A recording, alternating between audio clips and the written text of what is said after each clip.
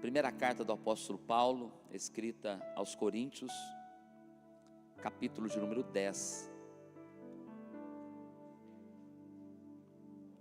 Carta paulina aos Coríntios, capítulo de número 10. Eu quero ler o versículo de número 12 e 13.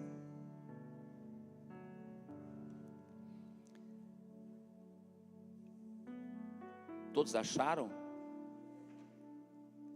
Quem não achou, diga escola dominical. É domingo, às 9 horas da manhã, estaremos aqui aprendendo mais a palavra. Aquele, pois, que cuida estar em pé, olhe que não caia. Não veio sobre vós tentação senão humana, mas fiel é Deus, que vos não deixará tentar acima do que podeis. Antes, com a tentação, dará também o escape, para que possais suportar. Vamos ler juntos? No 3, começando no versículo de número 12. 1, 2, 3. Aquele, pois, que cuida estar em pé, olhe que não caia. Não veio sobre vós tentação senão humana, mas fiel é Deus, que vos não deixará tentar acima do que podeis. Antes, com a tentação, dará também o escape, para que a possais suportar. Amém. Fecha os teus olhos, oremos. Senhor Deus, não há como nos esconder de Ti. O Senhor nos sonda e nos conhece. O salmista orou a Ti, ó Pai, pedindo para que o Senhor visse se há algum caminho mau dentro de nós. Ó Senhor, nos guia pela verdade da Tua palavra. E se há, Senhor, algum caminho mau em nós, que o Senhor nos oriente, nos direcione, que pela Tua palavra sejamos, Senhor, nesta noite edificados, que pela Tua palavra sejamos nessa noite alimentados, fortalecidos, que o Senhor, ó Pai, venha tomar o nosso coração, ó Deus amado, estabelecendo o Teu trono de glória, recebendo como já tem sido a adoração, o louvor, e fazendo com que os nossos corações estejam sensíveis, os nossos ouvidos atentos, para que possamos nos atentar a tudo quanto o Senhor quer nos transmitir nesta noite. Fala ao meu coração, ao coração da Tua igreja e todos quantos estão acompanhando este culto através da internet. Ó Senhor amado, toma o primeiro assento em nosso meio. Tira, Senhor, a distração, a preocupação. Não deixa, Senhor, que o cansaço, a fadiga sejam instrumentos do inimigo para tirar a nossa atenção da Tua palavra, mas que possamos, Senhor, estar atentos, apercebidos, e que o Senhor, Pai, venha nos guiar, que a porta da palavra nos seja aberta, e possamos essa noite ser abençoados pelo Senhor. Visita-nos neste lugar, e traga, Senhor, a Tua alegria aos nossos corações. É o que eu oro e Te faço no nome santo de Jesus Cristo, ó Pai. Amém. E graças a Deus. Por gentileza, pode se assentar, queridos. Glória a Deus.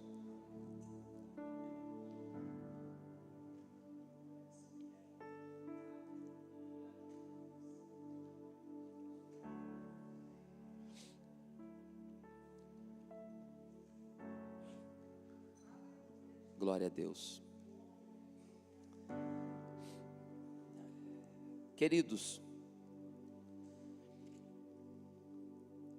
nessa noite vamos meditar um pouco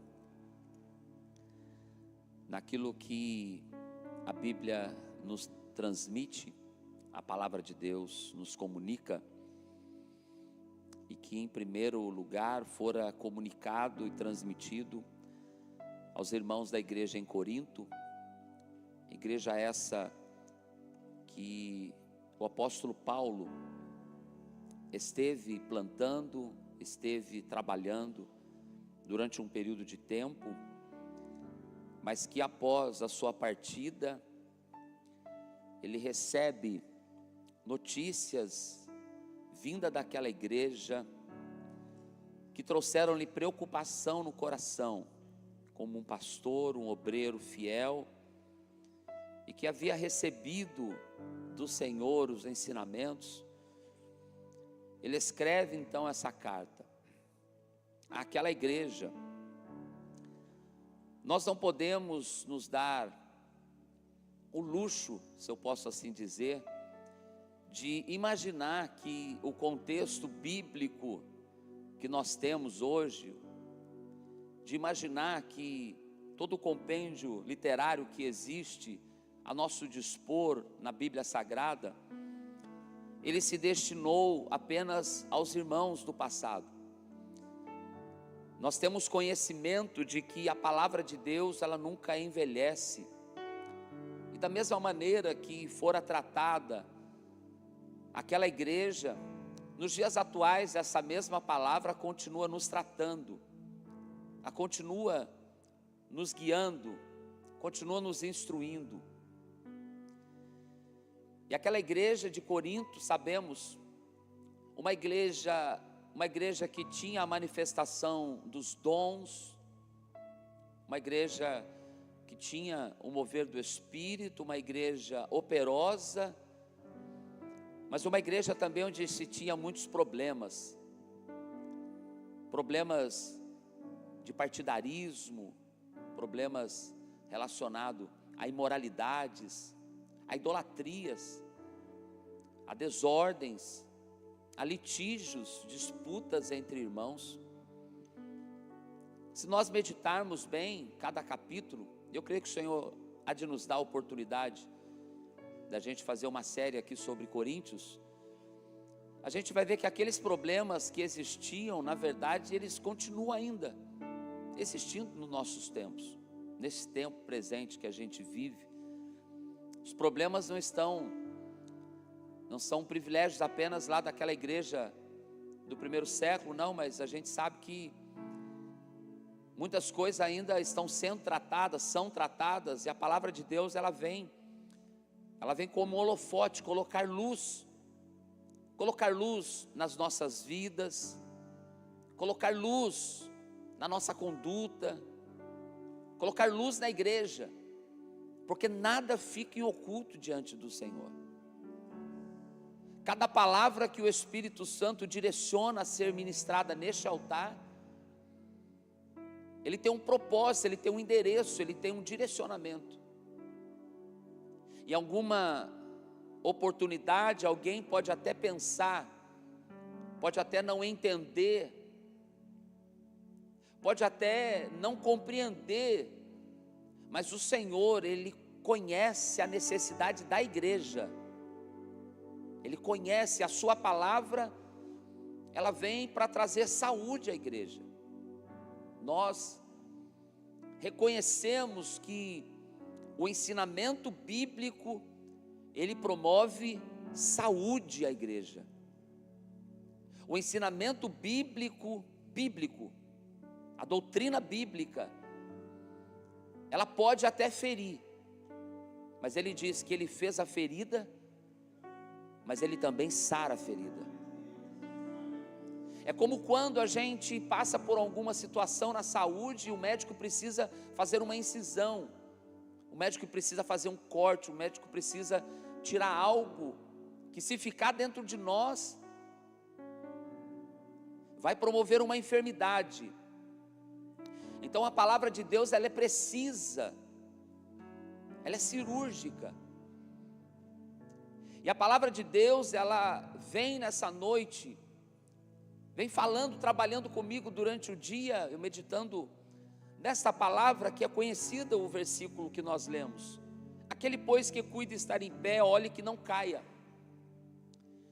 O contexto em que esse versículo é colocado, no capítulo de número 10, Paulo está falando aos irmãos dos exemplos que aconteceram no Velho Testamento, os tipos de tratativas de Deus e de acontecimentos que ocorreram no Velho Testamento com o povo da velha aliança e que ficara para o nosso aprendizado. E aqui eu entendo que a gente não pode desprezar nunca o Antigo Testamento, porque o Antigo Testamento também é a palavra de Deus. É claro que alguns costumes, é claro que algumas ordenanças, elas estão para a lei, e por isso temos a carta aos Hebreus, aonde se apresentava aos irmãos que estavam se convertendo, que as práticas da lei não eram mais necessárias, porque vivemos no contexto bíblico, onde Jesus, o sumo sacerdote, se fez sacrifício por nós. O sacrifício vicário de Cristo anula qualquer outro sacrifício. Nós entendemos que não é por conta das minhas obras, do meu trabalho, dos méritos pessoais. Não, a salvação não é nada disso. Reconhecemos que somos salvos somente pela graça de Deus, a graça que foi entregue no Calvário por nós. E se cremos no sacrifício de Cristo Jesus, pela fé no sacrifício de Cristo Jesus, pela fé no Filho de Deus, nós alcançaremos a salvação que nos é dada gratuitamente.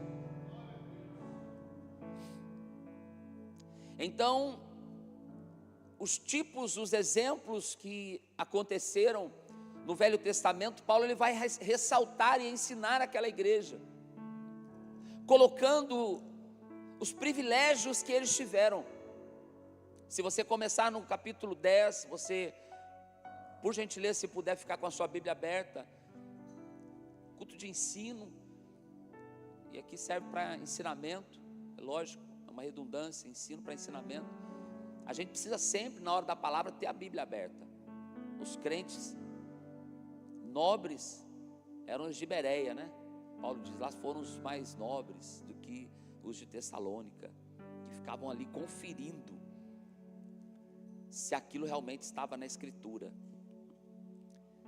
Então no capítulo 10 nós vamos ver alguns privilégios que o povo de Deus tivera,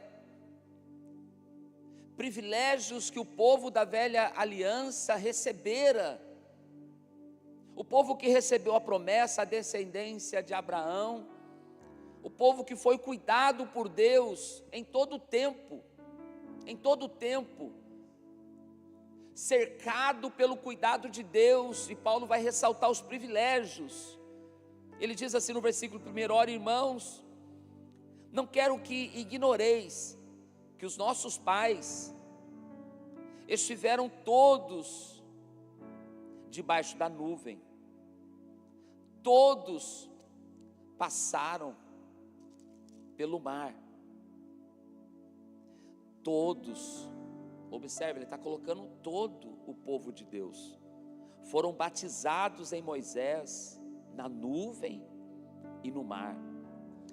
Todos comeram de um mesmo manjar espiritual, todos beberam de uma mesma bebida espiritual, porque bebiam da pedra espiritual que os seguia. A pedra era Cristo.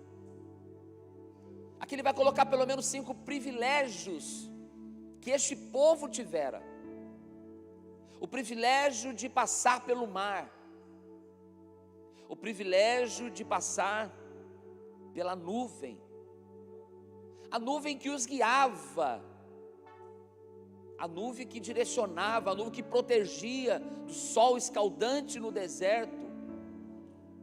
Tiveram o privilégio de serem guiados por Deus. Todos eles passaram pelo Mar Vermelho, talvez o maior acontecimento do mundo antigo ou da história terrena. O Mar Vermelho se abriu para que aquele povo atravessasse. A Bíblia diz no livro de Êxodo que o sopro da narina de Deus fez com que o mar se abrisse. Eles foram privilegiados com isso. Imagina nós nesse tempo se vivêssemos tal fato, tal acontecimento que marcou a história. Então eles passaram pelo mar, eles passaram pela nuvem. Paulo continua dizendo que eles foram batizados em Moisés, pela nuvem e pelo mar. Eles tiveram o privilégio de conviver com o maior legislador da história humana, Moisés, que recebeu as leis de Deus. E as leis entregues no Sinai, elas servem de base para toda uma sociedade. Princípios morais, éticos que Moisés recebera. Eles foram batizados em Moisés, na nuvem, no mar. Privilégios que tiveram. Eu falei de 3. Privilégio de comer, Paulo diz, do mesmo manjar espiritual. Aplica o que Deus estava entregando de alimento para eles no deserto. O maná que Deus fez cair do céu. Imagina uma multidão tão grande, numerosa, e nunca faltou pão, nem água, nunca envelheceram as vestes. Imagina o cuidado de Deus para com aquele povo. Beberam da mesma bebida, o 5º privilégio. E Paulo vai colocar assim, que a bebida espiritual, a pedra espiritual que o seguia era Cristo. O tipo da manifestação de Cristo lá no Antigo Testamento, Paulo está colocando.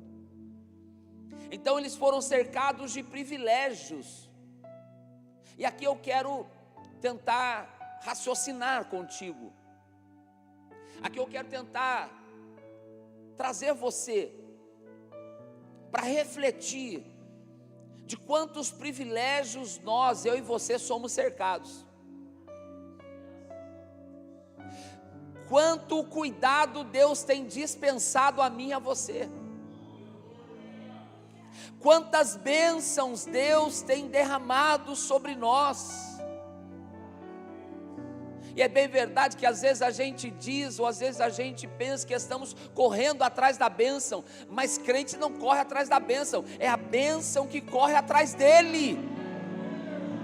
Quantas vezes você se esforçou para algo e não aconteceu, de repente você descansou em Deus e Deus entregou na tua mão, de mão beijada. Aleluia.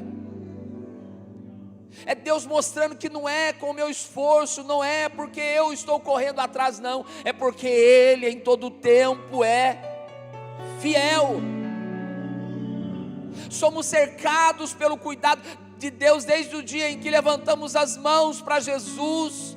Ele nos deu um banho no teu sangue, limpou os nossos pecados, nos deu uma nova vida, escreveu o nosso nome no livro da vida.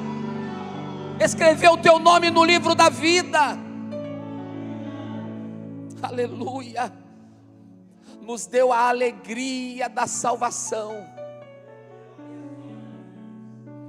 Sabe aquela alegria? A alegria verdadeira só vem de Deus. No mundo tem felicidade,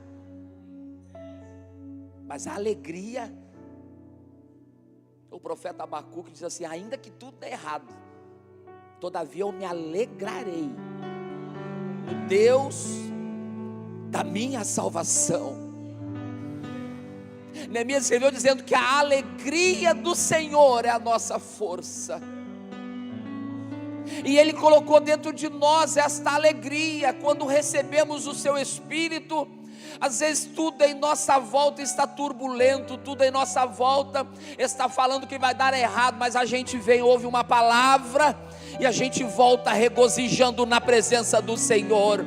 A gente olha as coisas em nossa volta, a gente tem muitos motivos para parar, mas a gente olha para Jesus e a gente descobre que a gente pode continuar, porque Ele é a força da nossa vida.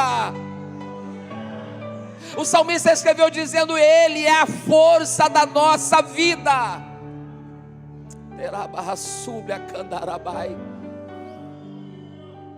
Eu queria que você fechasse os teus olhos e só pensasse o quanto Deus tem sido bom e fiel para nós.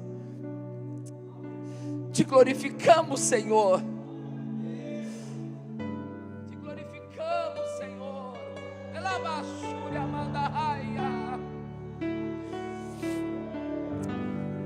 O salmista diz: Tu nos cercaste por detrás, Tu nos cercaste por diante. Estamos cercados pelo cuidado de Deus. Um Deus tão grande, mas que olha e se preocupa com cada um de nós, falhos, pecadores, imperfeitos. Mas Ele nessa noite nos traz para a sua presença como um Pai amoroso. Ele nos coloca no seu colo, nos abraça. Ele diz assim: ó, como é que um pai terreno sabe dar boas coisas para os teus filhos? Quanto mais o Pai celestial não dará boas coisas àqueles que lhe pedirem. O cuidado de Deus. A gente se alegra na presença de Deus. Nós temos dentro de nós o Espírito de Deus. Sei, você é templo, é morada do Espírito de Deus. Dentro do teu coração mora aquele que domina e governa o universo. Mora aquele que mergulha nas profundezas de Deus e através dele revela a nós tão pecadores. Por quê? Porque Ele está dentro de nós, Ele se move dentro de nós. Quantos privilégios!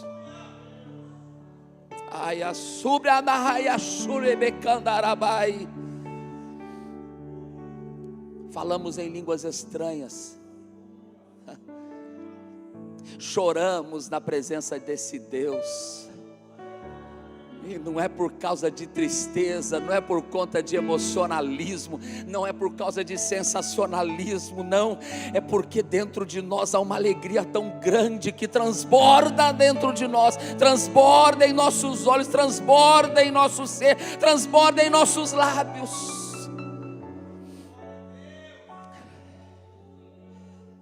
Aleluia.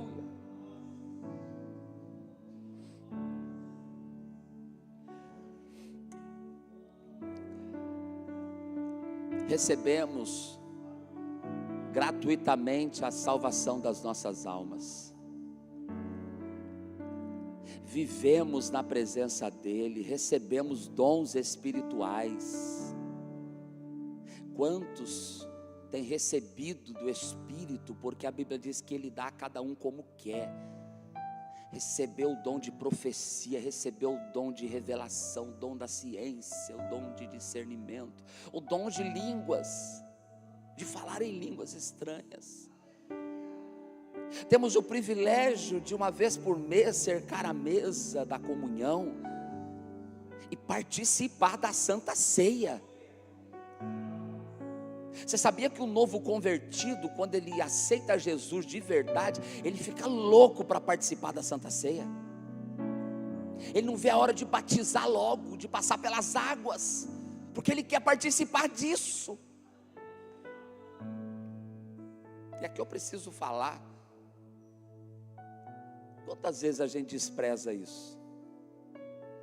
A gente banaliza isso. Por qualquer coisa a gente falta na ceia. Por qualquer coisa a gente deixa de participar, sendo que o Senhor diz assim: ó, examine-se, pois, o homem a si mesmo, e então coma. O examinar-se é você entender pelo Espírito de Deus que está em você o que você precisa consertar, corrigir, para você não deixar de participar deste privilégio.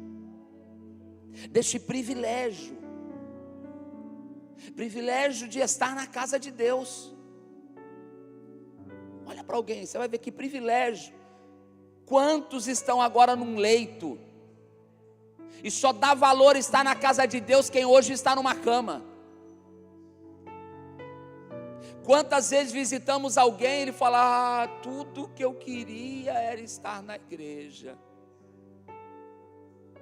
Mas às vezes a gente troca a igreja, o culto, para ficar em casa. A gente ora tanto para Deus nos abrir uma porta de emprego. Deus abre. Sabe o que a gente faz? Eu não vou porque eu estou cansado. Temos o privilégio de podermos congregar, temos o privilégio de usar o altar. Pensa no privilégio de poder se assentar nessas cadeiras, poder se assentar neste plenário. Pensa o privilégio de poder ocupar uma oportunidade, de poder ouvir uma palavra, de poder abraçar um ao outro, de poder ter comunhão um com o outro, de poder se alegrar um com o outro. Aleluia. Pega na mão desse irmão que está do lado e diz: que privilégio estar ao teu lado. Se estiver sozinho, olha para alguém que está do lado e diz: que privilégio estar ao seu lado. Oh, alabashuri bicandarabaia, alabashuri abacandarabasheira mandahai.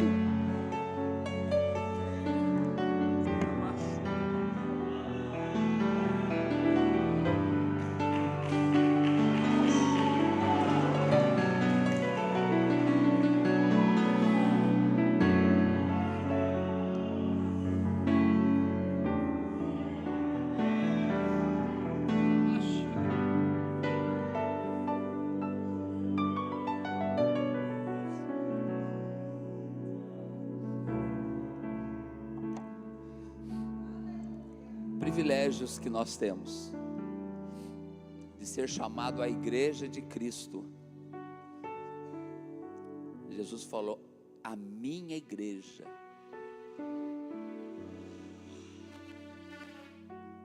As portas do inferno não prevalecerão contra a minha igreja.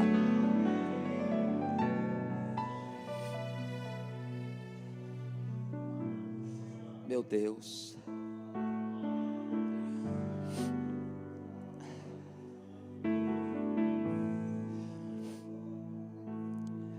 aleluia.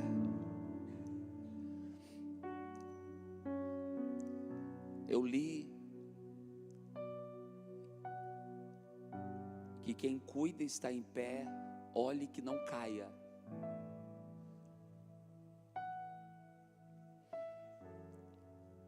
E aqui no meu coração há um temor muito grande, porque privilégios espirituais não são garantia de sucesso, não são garantia de salvação. Isso tudo que a gente está vivendo hoje, desse tempo, tudo que você já viveu até aqui, não é garantia de salvação. Isso tudo que eu coloquei para você, de privilégio que somos cercados, não nos pode fazer sentirmos superiores, melhores, prepotentes. Muitos recebem o privilégio de Deus de pregar bem, ele se sente o grande, de cantar bem, ele se sente o melhor, de liderar bem, de presidir bem, de fazer qualquer coisa, um dom que deve ser para a glória de Deus, o homem traz para si. Não, fulano revela até o CPF, eu vou lá para vê-lo, eu vou lá para receber uma profecia. E muitos estão trazendo para si aquilo que deve ser para ele, porque é dele, é por ele, é para ele, tudo é por conta dele. Mas eu te disse, privilégios espirituais não são garantias de sucesso espiritual. Paulo colocou os privilégios que eles tiveram, todos, eu disse, todos. O texto que nós lemos, ele é enfático, ele diz: todos passaram na nuvem, todos passaram no mar, todos foram batizados em Moisés, todos comeram de um manjar, todos beberam da rocha, todos. Só que a Bíblia diz: Mas Deus não se agradou.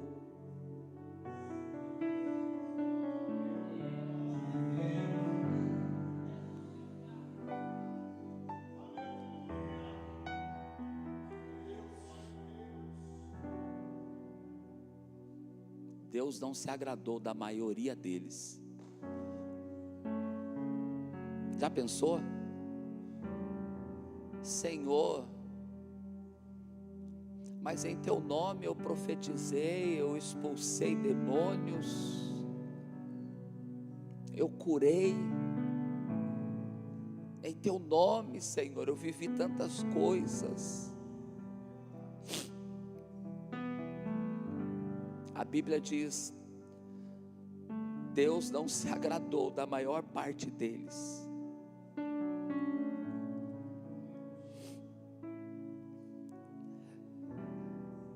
Deus não se agradou. Eles viveram tantos milagres, tantos acontecimentos, tantas coisas da parte de Deus eles experimentaram, mas mesmo assim Deus não se agradou deles. Não pensemos nós que é porque pregamos, que é porque cantamos, que é porque cultuamos. Não pensemos nós que é porque temos algum dom. Não pensemos nós que é porque recebemos algo da parte de Deus, que teremos sucesso, êxito espiritual garantido. Não pensemos nós que temos capacidade, que já está tudo certo. O medo que eu tenho é quando eu converso com alguém, ele diz: eu nunca vou me desviar, eu nunca vou sair dos caminhos do Senhor. A Bíblia diz que o que importa é o fim das coisas, não é o começo delas.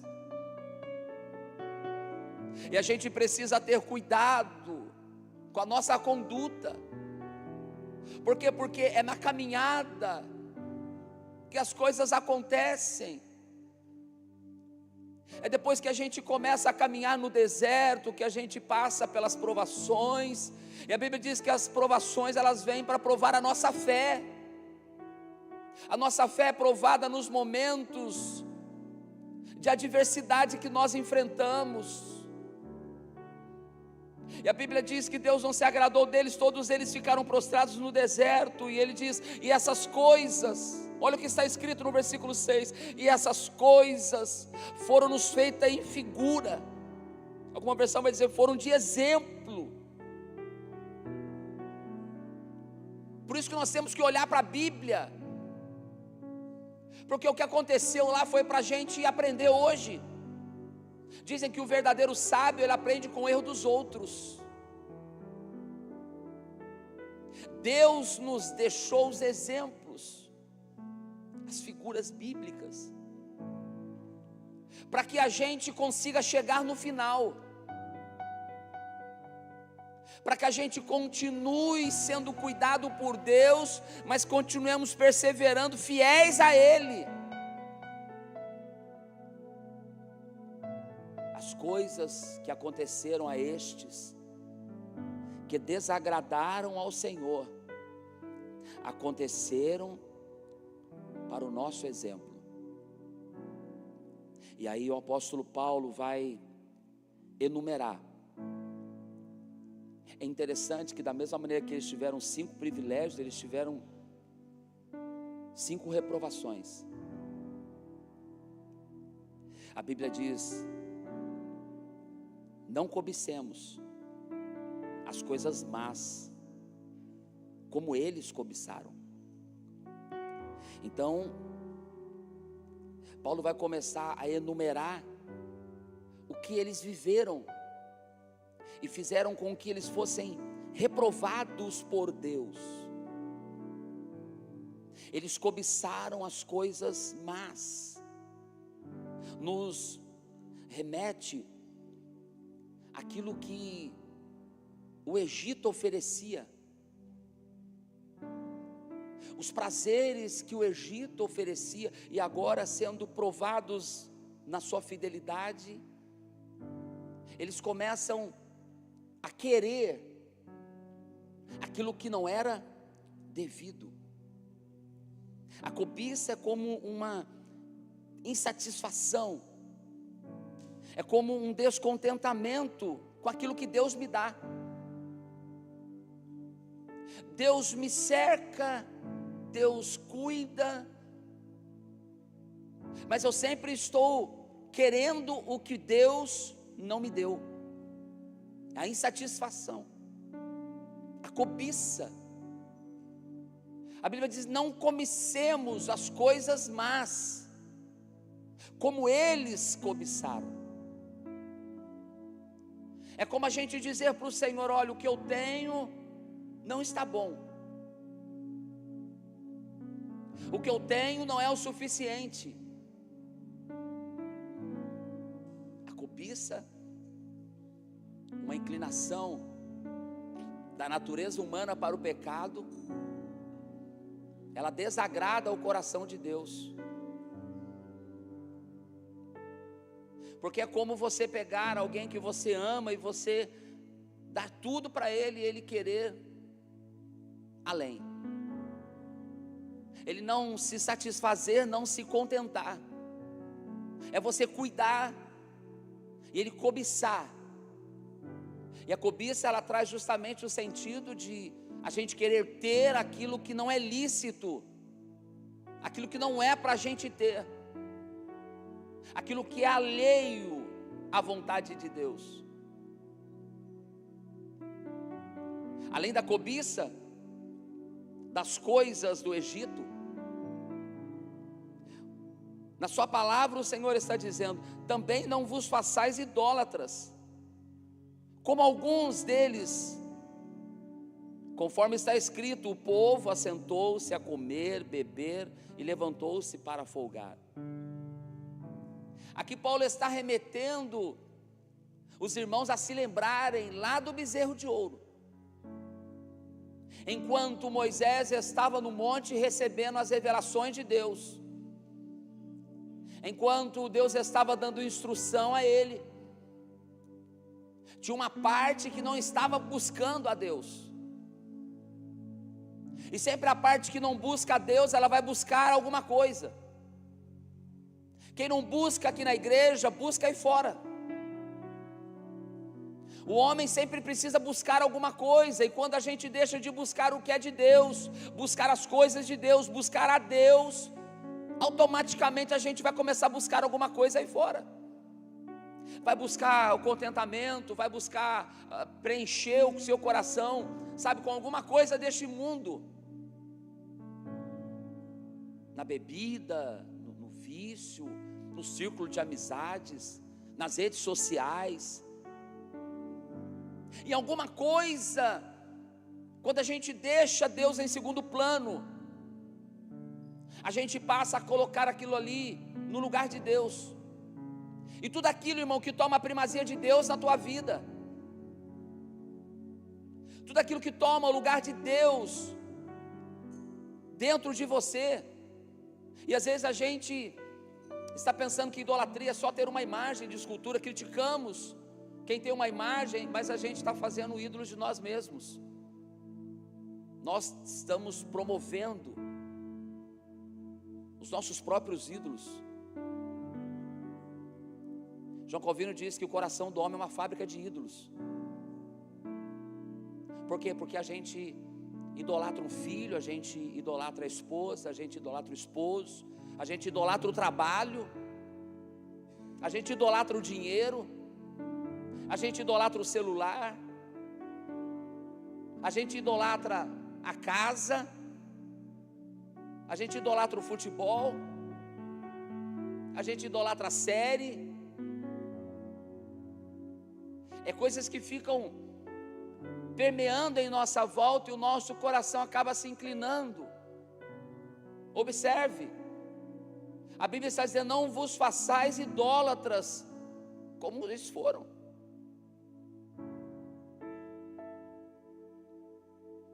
Que se inclinaram para fazer o bezerro de ouro, porque eles precisavam ter uma motivação. Eles precisavam ter algo que os movesse. Não, vamos fazer esse bezerro, vamos dizer, ó, foi ele que nos tirou do Egito. Qual a nossa motivação para buscar a Deus?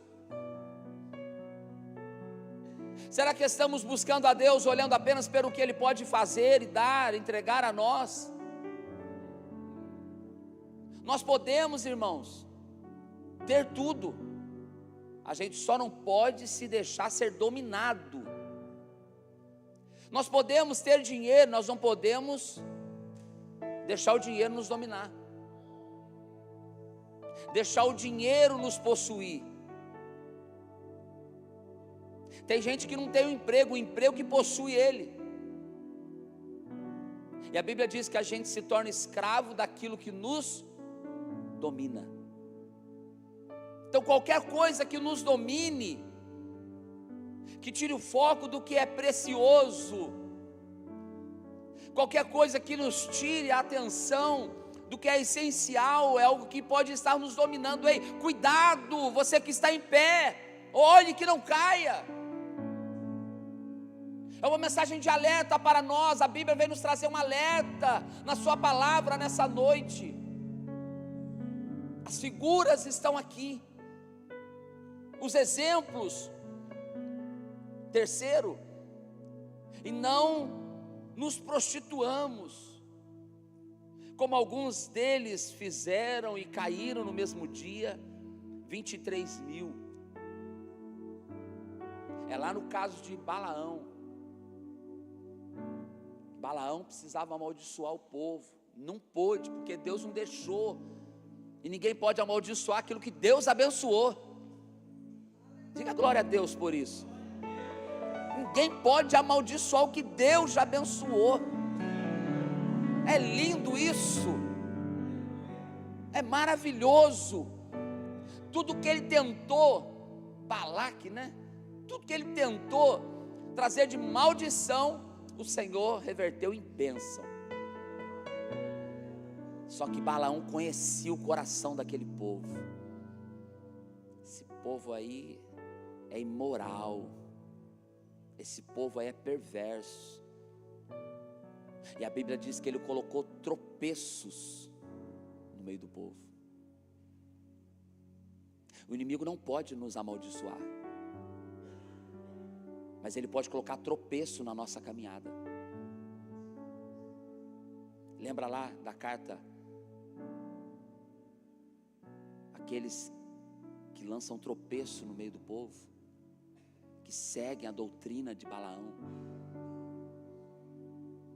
Então fez com que aqueles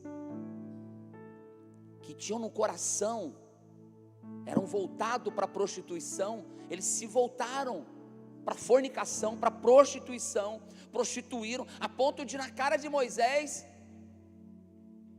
entra um com a mulher, até que Eleazar vai lá com a espada. Pensa na cena, ó, pá, os dois de uma vez. Eleazar, acho que é isso mesmo o nome dele, né? Eleazar. Sabe o que quer dizer isso, irmãos? Pode estar todo mundo errado, mas eu conheço a verdade, eu vou defender a verdade.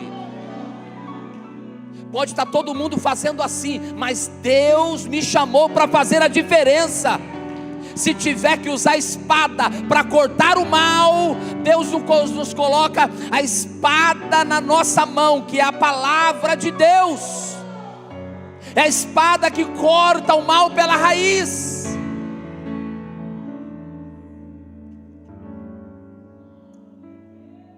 Falar de fornicação nos dias de hoje, em que está tudo banalizado no meio da molecada. Não é só da molecada não. A prostituição, a lascívia, a imoralidade, a fornicação, ela domina a sociedade. O adultério domina a sociedade. Mas aqui na igreja de Cristo não. Defender a palavra é quando um pai conhece a verdade e não permite, não compactua que o filho tenha relação com a namorada ou vice-versa. Ai, mas ele não é crente. Dentro da minha casa não. Tem pai que aceita, é melhor dormir aqui em casa, né? É do que dormir na rua. É mesmo, é? E a espada que Deus colocou na tua mão vai atrair maldição para dentro da tua casa. Isso é cada vez mais controverso dizer e ensinar, porque nós vivemos numa sociedade deturpada, mas nós não queremos ficar de fora. Se a Bíblia diz que a prostituição, que a fornicação é pecado, vai ser pecado até a vinda de Jesus. Isso é doutrina bíblica. Imoralidade. Nós não podemos aceitar. Pornografia. Cada vez mais fácil. Pega o celular, está tudo ali na sua cara. Cuidado, hein? Jesus está vendo o teu celular. Teu celular tem senha lá, ó. É para ninguém ver. Jesus está te vendo quando você desbloqueia. Teu grupo, teu WhatsApp é fechado. Jesus tem acesso a ele, viu? Cuidado. Conversinha que ninguém pode ver. Jesus sabe da conversinha. Eu trabalhei com uma pessoa uma certa feita, e tudo para ele era pecado. Era tudo pecado. Mas de repente lá no computador da empresa, as conversinhas de, na época era Messenger, MSN, isso, MSN. Com as namoradinhas de infância dele. Não, essa aqui eu namorei. Aí eu falei, eu peguei ele na rasteira, nem pastor eu era, mas já era um ministério ali já, né? Eu já peguei a espada já, falei, rapaz, tu diz que é pecado televisão, diz que é pecado tanta coisa, e fica aí pecado de conversar com a ex-namorada, não é não? O que tem um cara para conversar com a ex-namorada? Casado, pai de família. O que tem uma irmã casada, mãe de família, serva de Deus, conversando com ex-namorada aqui, nem Sansão. Aí eu matei o leão aqui, ó. Agora vamos lá ver se tem mel nele, vamos lá. Tem um mel. Começou ali a queda, irmão. Matou o leão no passado, venceu a tentação lá, larga no passado. Aí tem gente que sai do vício. Mas era bom aquela época, né? Ô, época gostosa. Ver um comercial de cerveja na televisão. Está repreendido em nome de Jesus. Seja liberto pelo poder do nome de Jesus. Encontra com os amigos, nós precisamos reviver os velhos tempos. Aí deixa a esposa em casa, vai para o futebol com os amigos de antigamente. Vigia. Está sentando na roda dos escarnecedores. Está dando lugar ao diabo. É pecado jogar? Não, não é não. Mas se não convém, se torna. Cuidado. Cuide. Olhe que não caia. Privilégios não são garantia de sucesso. Continua, para a gente terminar. E não tentemos a Cristo, como alguns deles também tentaram e pereceram pelas serpentes. Meu Deus, irmãos. A tentação e a murmuração estão muito pertinho aqui. 5 privilégios, 5 tropeços, que fez com que eles ficassem de fora do que Deus havia prometido. Desculpa, tá? Alguém fala assim, quem tem promessa não morre. Cuidado. Desculpa, tá? Não estou querendo contrariar ninguém. Eu acho que há contexto que pode até se aplicar. Mas se sair da presença de Deus, morre sem a promessa. Porque lá em Hebreus 11, nos heróis da fé, está falando, e todos morreram sem terem alcançado a promessa. Porque se eu viver isso aí, irmão, não, Deus fez a promessa, então, ó, vou curtir a vida. Deixa eu bagunçar. Deus não cumpriu a promessa ainda, Paulinha. Cuidado. Tentar a Cristo. Murmurar. Quer ver? Abra lá comigo. Meu Deus, a hora já foi embora, eu preciso terminar. Números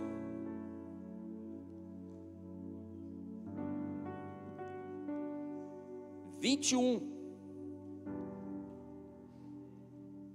Quem falou 21 aí? Está na fiação aí, o povo tá, que é bom de Bíblia, misericórdia. Só estreita para o pregador.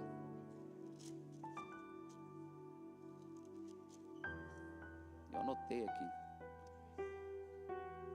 21, 5 e 6. E depois número 16, 41. 21, 5 e 6, olha o que está escrito. Eles acabaram de receber uma vitória, irmão, contra os cananeus.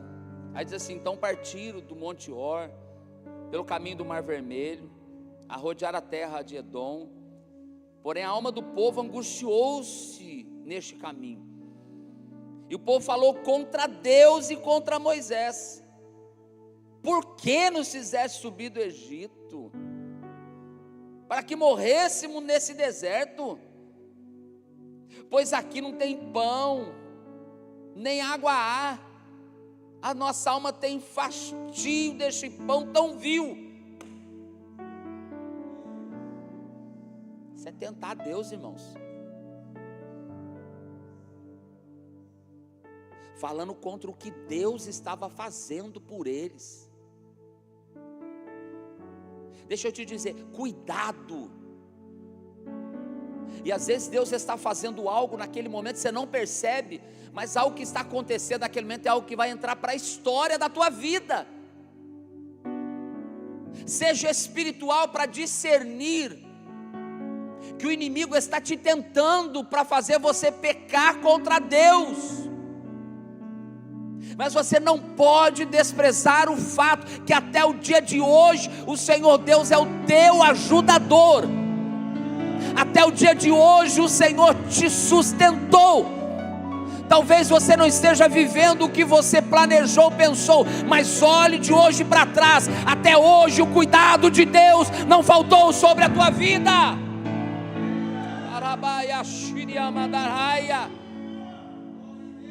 Eles já estavam há muitos anos caminhando no deserto, provando do cuidado de Deus, mas foram capazes de tentar a Deus para dizer: isso que nós temos, isso é ruim, isso é má, isso não presta. Deixa eu usar uma linguagem bem chula aqui.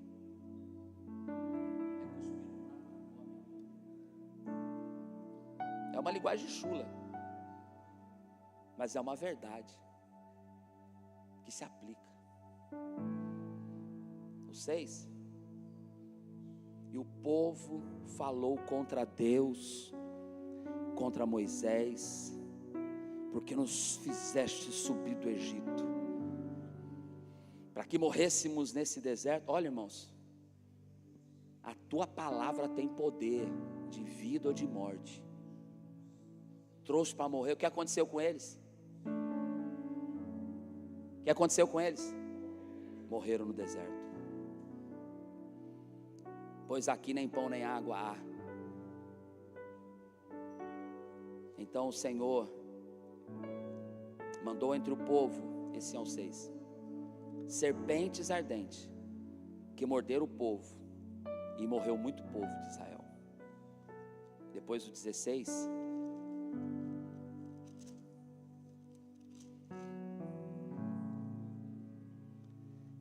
trata da rebelião. Murmuraram contra Deus. Irmãos, a murmuração é o hino oficial do inferno. Grava isso. A murmuração é o hino oficial do inferno. É quando a gente não está contente com Deus e a gente abre a boca para murmurar. Murmuração, cuidado, é um pecado que tem tragado a muitos. A gente murmura de tudo, murmura da igreja, murmura do ministério, murmura do pastor, Murmura do sol, murmura da chuva, murmura do frio, murmura do calor. Cuidado. Números 16, 41. Mas no dia seguinte, toda a congregação dos filhos de Israel murmurou contra Moisés, contra Arão, dizendo: vós matastes o povo do Senhor. Aqui é quando, na rebelião, Corá, Datã e Abirão se levantam contra o ungido do Senhor. Murmuram contra o ungido do Senhor. Deus toma para si a ofensa. E você conhece aqui a causa. Você sabe o que aconteceu. E eles estavam tão obstinados. É interessante que uma geração, um povo que viram tantos milagres, é um povo que tinha um coração mais obstinado que a gente conhece. Mas sabe o que agrava a sentença para nós? Aperta o cinto aí. Sabe o que piora para nós as coisas? É que nós temos o Espírito de Deus, eles não tinham. Nós temos a palavra de Deus, eles não tinham. Às vezes então nós nos fazemos pior do que eles. Em tudo isso eles foram tentados, e caíram, e tropeçaram. Aí ele diz assim: então, quem cuida está em pé, olhe que não caia. E aí dentro do contexto ele diz: porque não vem tentação. Sabe o que é tentação? Tudo isso aqui. O que é tentação então, pastor? Tentação é a cobiça, a idolatria, a prostituição, a fornicação, a imoralidade. Tudo isso é tentação. O que é tentação? O tentar a Deus, o murmurar contra Deus. Mas ele diz assim: não vem sobre vós tentação, senão humana. Então está tudo aqui na esfera terrena, e a gente está sendo atacados, mas tudo isso é do homem, produzido pelo homem, na natureza, na inclinação para o pecado. Tudo isso é tentação, senão humana, mas fiel é Deus, que não vos deixará ser tentado. Deus não deixará tentar-te além do que pode. Antes, com a tentação, então cuidado, eles não vai te livrar da tentação, é com a tentação. É interessante que eu me lembrei que no domingo eu falei sobre tentação aqui, e Deus está falando de novo. Deus não vai te livrar da tentação, mas junto com a tentação, a palavra está dizendo, vai vir um escape. Por quê? Porque Ele é fiel. Observe que o texto ressalta: a tentação é humana, mas fiel é Deus. Eu preciso dizer isso: fiel é Deus. Sabe o que é ser fiel? Ainda que você seja falho, fraco, incapaz, Ele é fiel. E junto com a tentação, Ele tem um escape, Ele tem uma porta de escape, Ele tem socorro, porque Ele diz: Ele é socorro bem presente na hora da angústia.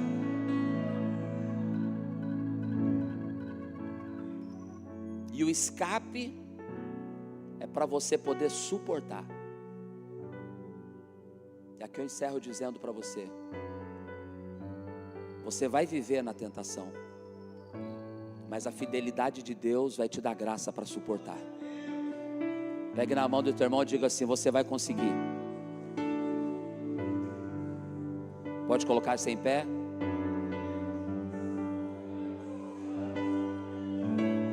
Eu sinto a a presença do Espírito de Deus que passa neste lugar. Tarabashore caia subiandarabai.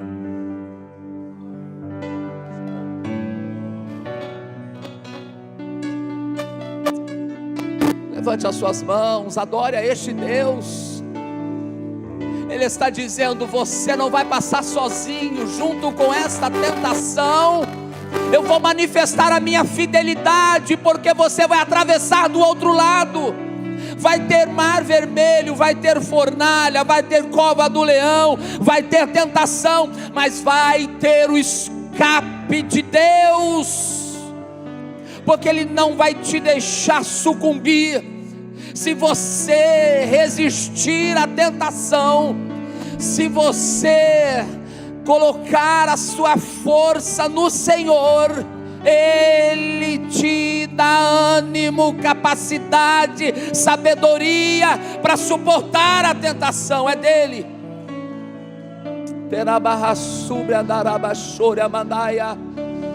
Obrigado, Senhor, pela tua palavra. Obrigado, Senhor, pelo teu mover. Obrigado, Senhor, pelo teu Espírito Santo que está trabalhando em corações esta noite. É a tua palavra que nos dá força, é a tua palavra que nos dá vigor, é a tua palavra que levanta o caído, é a tua palavra que nos deixa sucumbir perante a tentação que o inimigo está levantando. Mas o Senhor nessa noite manifesta a tua fidelidade. Ele manifesta a fidelidade dele sobre a tua vida. Você vai contemplar com os teus olhos o manifestado poder de Deus na tua causa. O Espírito de Deus, Ele se manifesta, Ele é socorro, bem presente. Apenas creia que Ele está com você.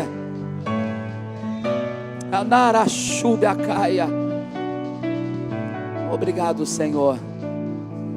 Obrigado, Pai. Obrigado, Jesus.